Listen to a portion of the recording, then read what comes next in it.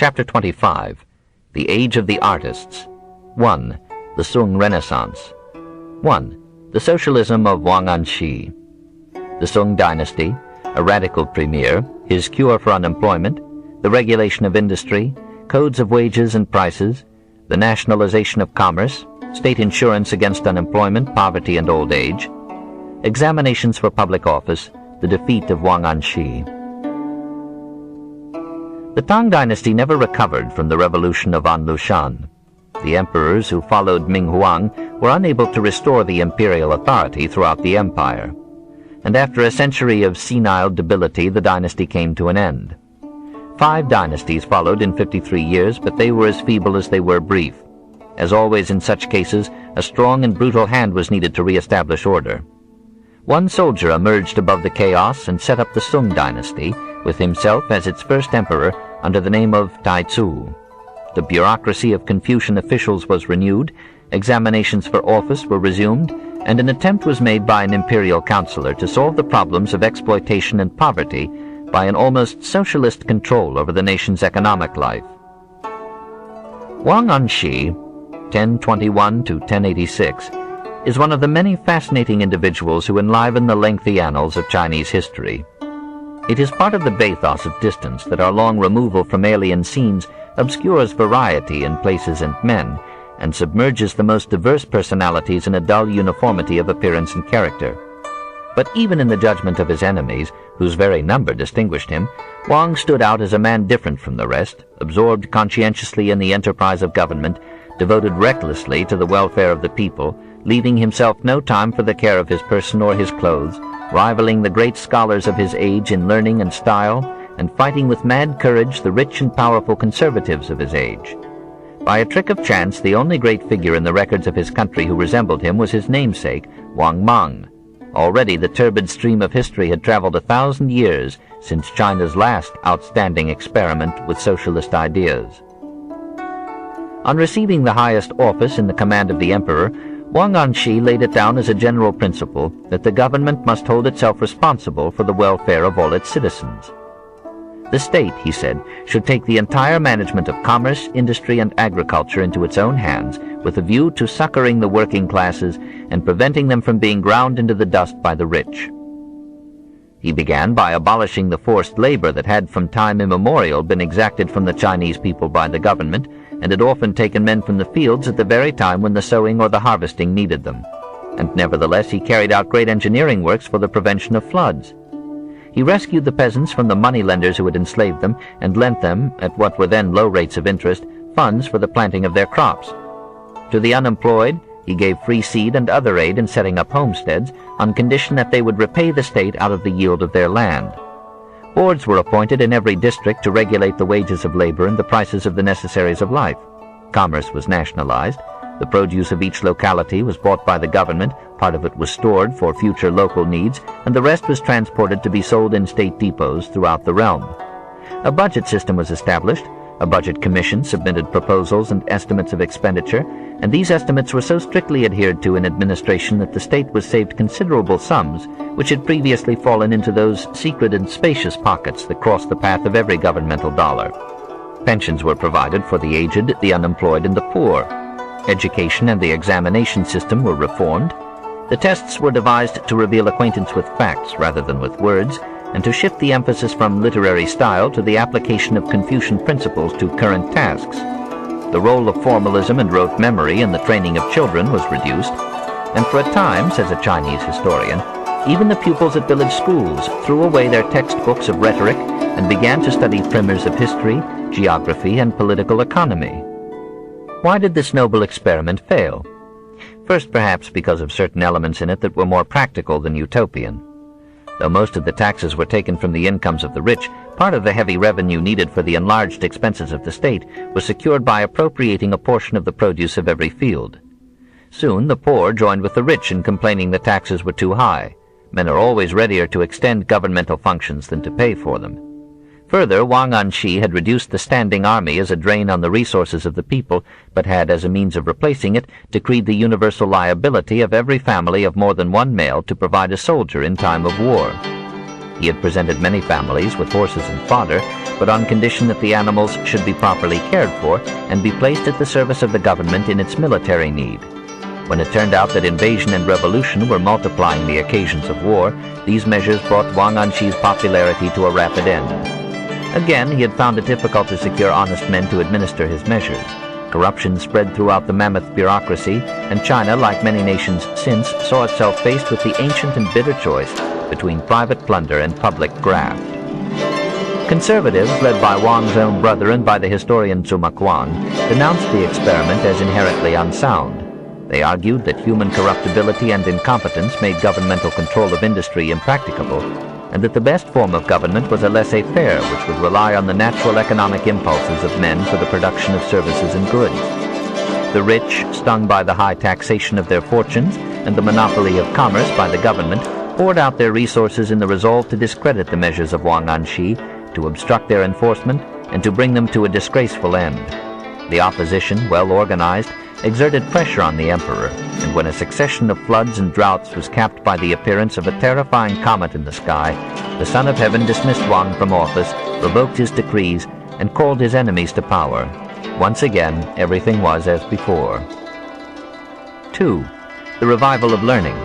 The growth of scholarship, paper and ink in China, steps in the invention of printing, the oldest book, paper money, movable type, anthologies, dictionaries, encyclopedias.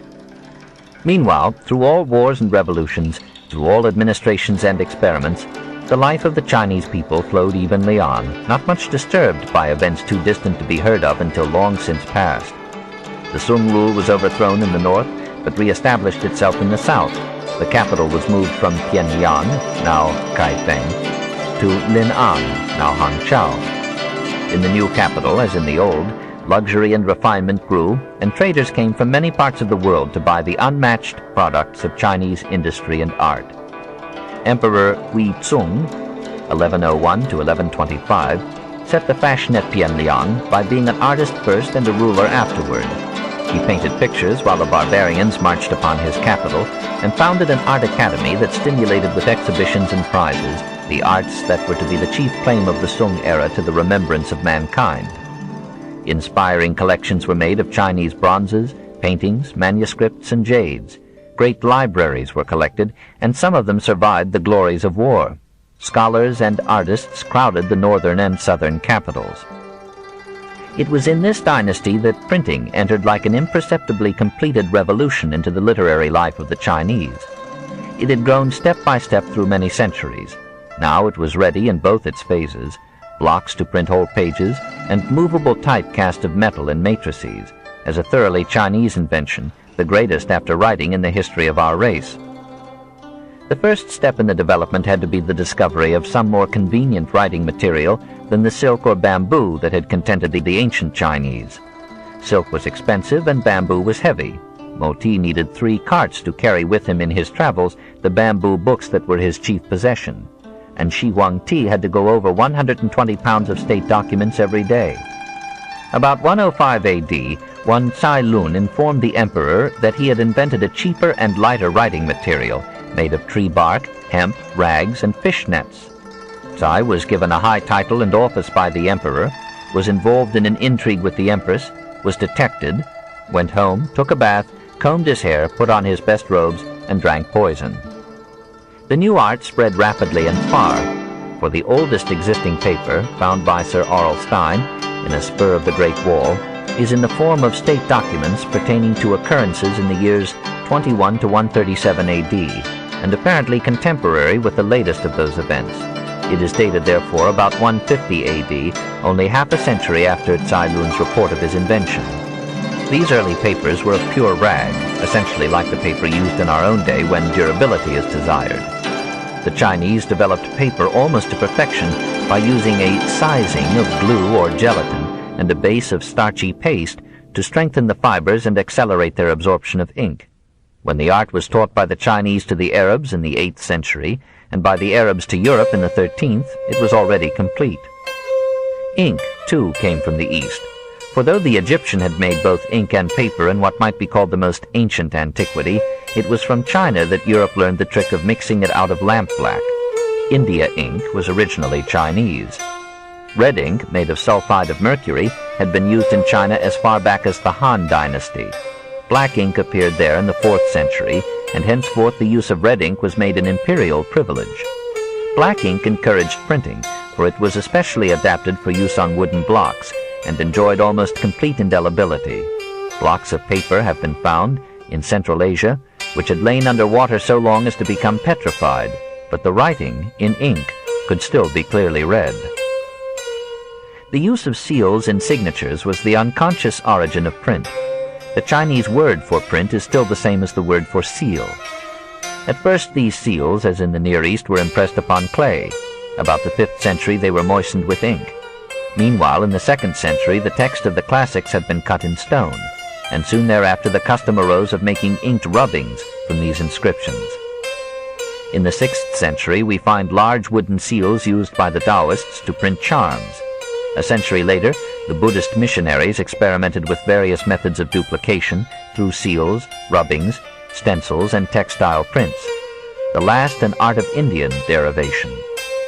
The earliest extant block prints are 1,000,000 charms printed in Japan about 770 AD in the Sanskrit language and the Chinese character, an excellent instance of cultural interaction in Asia. Many block prints were made during the Tang Dynasty, but they were apparently destroyed or lost in the chaos of revolution that followed Ming Huang. In 1907, Sir Aurel Stein persuaded the Taoist priests of Chinese Turkestan to let him examine the Caves of the Thousand Buddhas at Tunhuang. In one of these chambers, which had apparently been walled up about the year 1035 AD and not opened again until 1900, lay 1,130 bundles, each containing a dozen or more manuscript rolls. The whole formed a library of 15,000 books, written on paper, and as well preserved as if they had been inscribed the day before their modern discovery. It was among these manuscripts that the world's oldest printed book was found, the Diamond Sutra, a roll ending with these words, printed on, the equivalent of, May 11, 868, by Wang Jie, for free general distribution in order in deep reverence to perpetuate the memory of his parents. 3 other printed books were found in the mass of manuscripts. One of them marked a new development, for it was not a roll like the Diamond Sutra, but a tiny folded book, the first known of its now multitudinous kind.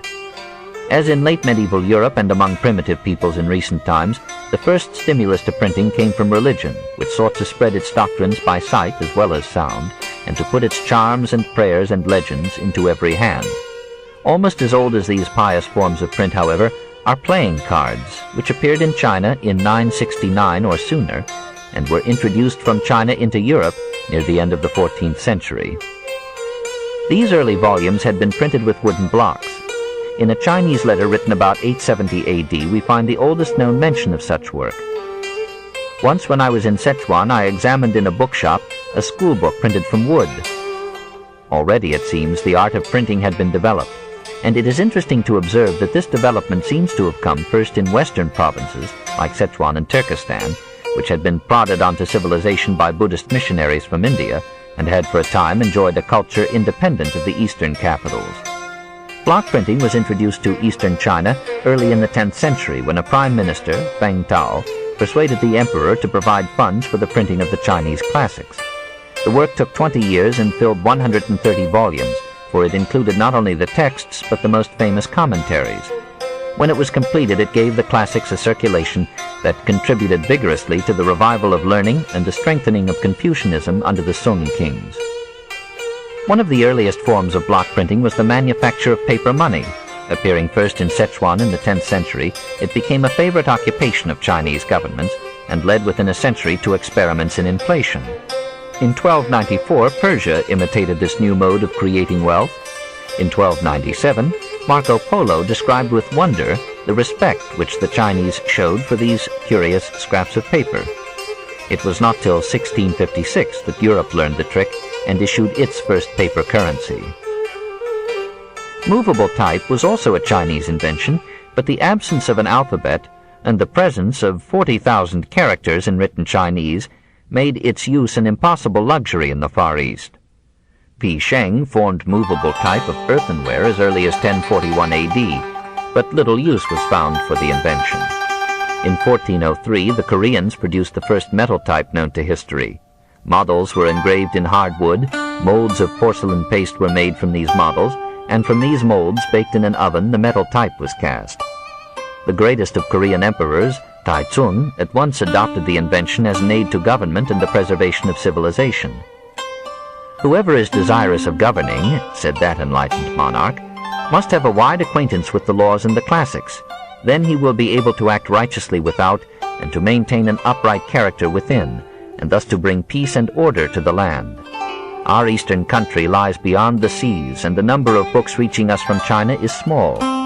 The books printed from blocks are often imperfect, and moreover it is difficult to print in their entirety all the books that exist. I ordain, therefore, that characters be formed of bronze, and that everything without exception upon which I can lay my hands be printed, in order to pass on the tradition of what these works contain.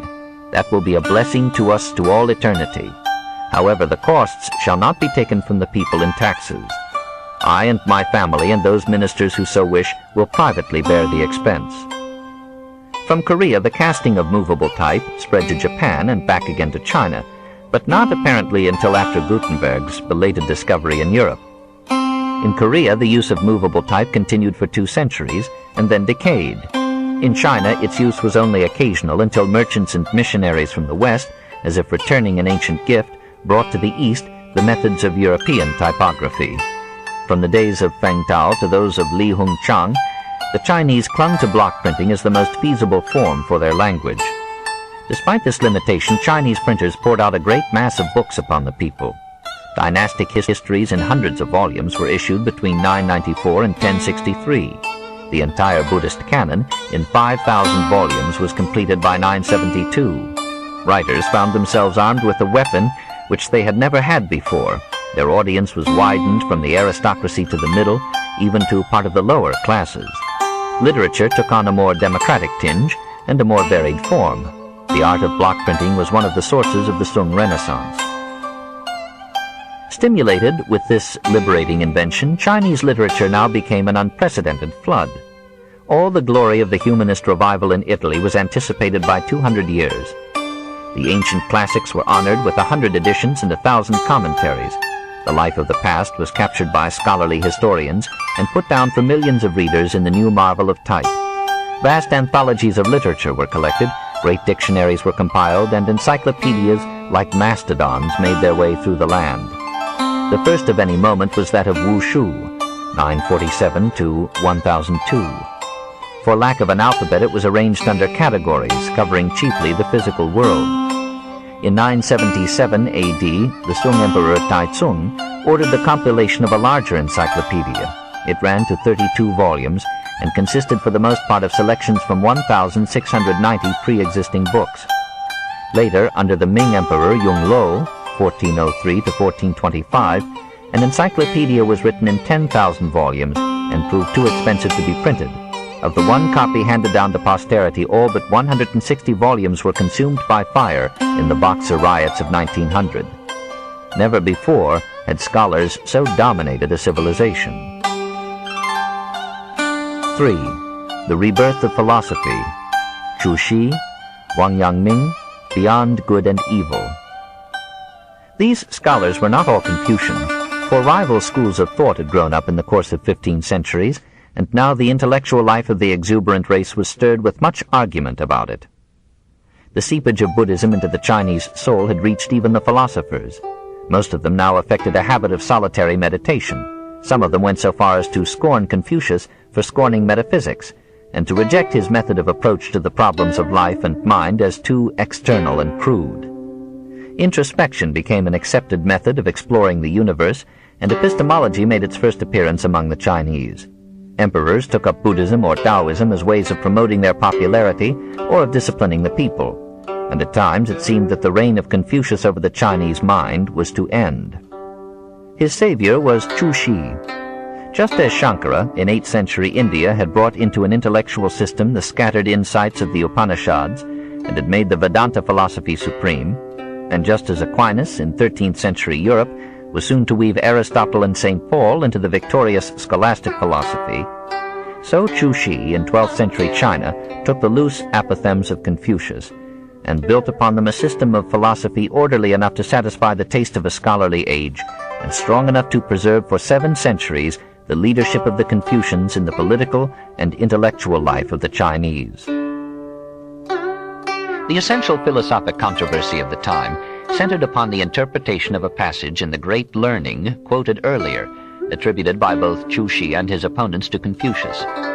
What was meant by the astonishing demand that the ordering of states should be based upon the proper regulation of the family, that the regulation of the family should be based upon the regulation of one's self, that the regulation of one's self depended upon sincerity of thought, and that sincerity of thought arose from the utmost extension of knowledge through the investigation of things. Chu Shi answered that this meant just what it said, that philosophy, morals, and statesmanship should begin with a modest study of realities.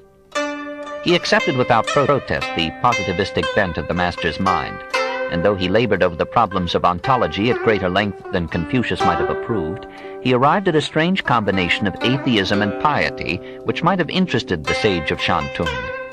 Like the Book of Changes, which has always dominated the metaphysics of the Chinese, Chu Shi recognized a certain strident dualism in reality, everywhere the yang and the yin, activity and passivity, motion and rest, mingled like male and female principles, working on the 5 elements of water, fire, earth, metal, and wood to produce the phenomena of creation. And everywhere Li and Qi, law and matter, equally external, cooperated to govern all things and gave them form. But over all these forms and combining them was Tai Chi, the absolute, the impersonal law of laws, or structure of the world. Chu Shi identified this absolute with the Tian, or heaven, of orthodox Confucianism. God, in his view, was a rational process without personality or figurable form. Nature is nothing else than law. This law of the universe is also, said Chu, the law of morals and of politics.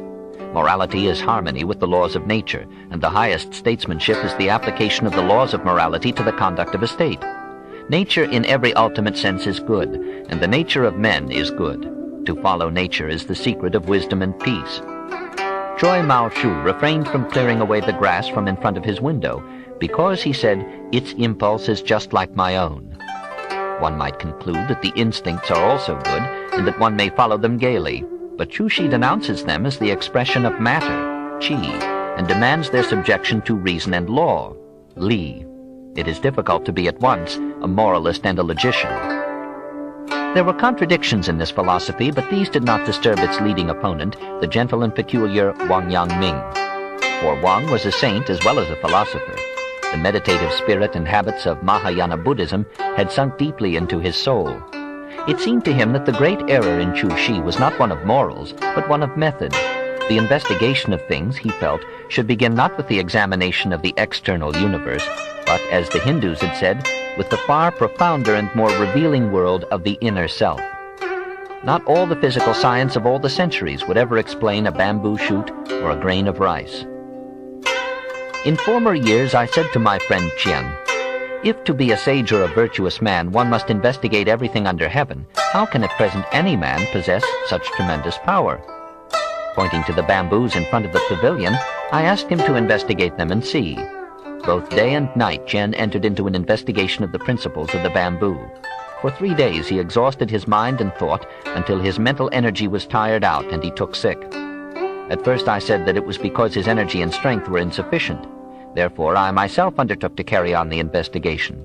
Day and night I was unable to understand the principles of the bamboo, until after 7 days I also became ill because of having wearied and burdened my thoughts. In consequence, we mutually sighed and said, we cannot be either sages or virtuous men. So Wang Yangming put aside the examination of things, and put aside even the classics of antiquity. To read one's own heart and mind in solitary contemplation seemed to him to promise more wisdom than all objects and all books. Exiled to a mountainous wilderness inhabited by barbarians and infested with poisonous snakes, he made friends and disciples of the criminals who had escaped to those parts. He taught them philosophy, cooked for them, and sang them songs. Once at the midnight watch he startled them by leaping from his cot and crying out ecstatically, "My nature, of course, is sufficient. I was wrong in looking for principles in things and affairs." His comrades were not sure that they followed him, but slowly he led them on to his idealistic conclusion. The mind itself is the embodiment of natural law. Is there anything in the universe that exists independent of the mind? Is there any law apart from the mind? He did not infer from this that God was a figment of the imagination. On the contrary, he conceived of the deity as a vague but omnipresent moral force, too great to be merely a person, and yet capable of feeling sympathy and anger toward men. From this idealistic starting point, he came to the same ethical principles as Chu Shi. Nature is the highest good, and the highest excellence lies in accepting the laws of nature completely. When it was pointed out to him that nature seems to include snakes as well as philosophers, he replied with a touch of Aquinas, Spinoza, and Nietzsche that good and bad are prejudices, terms applied to things according to their advantage or injury to one's self or mankind. Nature itself, he taught, is beyond good and evil and ignores our egoistic terminology. A pupil reports or invents a dialogue which might have been entitled Jenseits von Gut und Böse. A little later he said, "This view of good and evil has its source in the body and is probably mistaken." I was not able to comprehend. The teacher said, "The purpose of heaven in bringing forth is even as in the instance of flowers and grass. In what way does it distinguish between good and evil? If you, my disciple, take delight in seeing the flowers, then you will consider flowers good and grass bad. If you desire to use the grass, you will in turn consider the grass good. This type of good and evil has its source in the likes and dislikes of your mind. Therefore I know that you are mistaken." I said, "In that case there is neither good nor evil, is there?" The teacher said, "The tranquility resulting from the dominance of natural law is a state in which no discrimination is made between good and evil, while the stirring of the passion nature is a state in which both good and evil are present. If there are no stirrings of the passion nature, there is neither good nor evil, and this is what is called the highest good." I said, "In that case, good and evil are not at all present in things?" He said, "They are only in your mind." It was well that Wang in Buddhism sounded this subtle note of an idealistic metaphysic in the halls of the correct and prim Confucians. For though these scholars had the justest view of human nature and government which philosophy had yet conceived, they were a trifle enamored of their wisdom and had become an intellectual bureaucracy, irksome and hostile to every free and creatively erring soul. If in the end the followers of Chu Shi won the day, if his tablet was placed with high honors in the same hall with that of the master himself, and his interpretation of the classics became a law to all orthodox thought for 700 years, it was indeed a victory of sound and simple sense over the disturbing subtleties of the metaphysical mind. But a nation, like an individual, can be too sensible, too prosaically sane and unbearably right. It was partly because Chu Shi and Confucianism triumphed so completely that China had to have her revolution.